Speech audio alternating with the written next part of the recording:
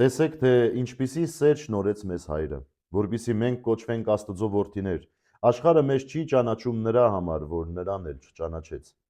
Սիրելիներ, այժմ Աստծո որդիներ ենք եւ դեռ հայտնի էլ չէ, թե ինչ ենք լինելու։ Գիտենք, որ երբ նա հայտնվի, լինելու ենք նրան նման, քանի որ նրան տեսնելու ենք այնպես, ինչպես նա կա։ Եվ ամեն ոք, որ այս հույսը ունի իր մեջ, մաքրում է իրեն, ինչպես որ նա է մաքուր։ Ամեն ոք, ով մեղք է կործում, նաև անօրինություն է անում, եւ մեղքը ինքնին անօրինություն է։ Սիրելիներ,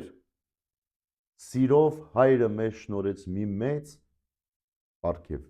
դարձնելով մեզ որդիներ։ Այո, մինչև մեր Տեր Հիսուս Քրիստոսի փրկagorցությունը մարդը ծառայում էր Աստծուն։ Աստված հեռու երևույթ էր մարդուն, եւ մարդը պիտի ծառայության մեջ տեսներ իրեն։ Այսօր էլ մենք բոլորս ծառայում ենք Աստծուն, բայց ծառայում ենք հասկանալով մենք, որ որդիներն ենք Հայր Աստծո, եւ այդ սիրո արտահայտությունն է Տիրոջ։ Կարելի ասել, որ քրիստոնյաները մինչև քրիստոնեությունը, մինչև մեր Տեր Հիսուս Քրիստոսը որբ էին։ Հոգևոր առումով որբ էին, որովհետև Հայր Աստծո հետ այդ հարաբերության մեջ չէին։ Հիսուս Քրիստոսով այլևս մենք դարձանք որդեգիր։ Եվ այդպես էլ հաստատվում է որդեգիր Հայր Աստծուն եւ ժառանգակից Քրիստոսին։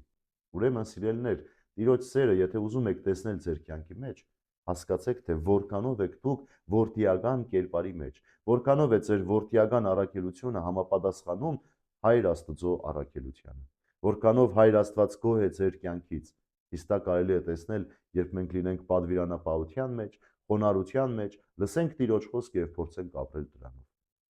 Այսօրվա հոգեվոր նախաճաշն էլ այսպես սիրելիներ։ Տիրոջ սերը ամուր պահեք ձեր կյանքի մեջ, որովհետև դրանով դուք որդիներ եք Հայր Աստծուն, ժառանգակից Քրիստոսին եւ ամենակարևորը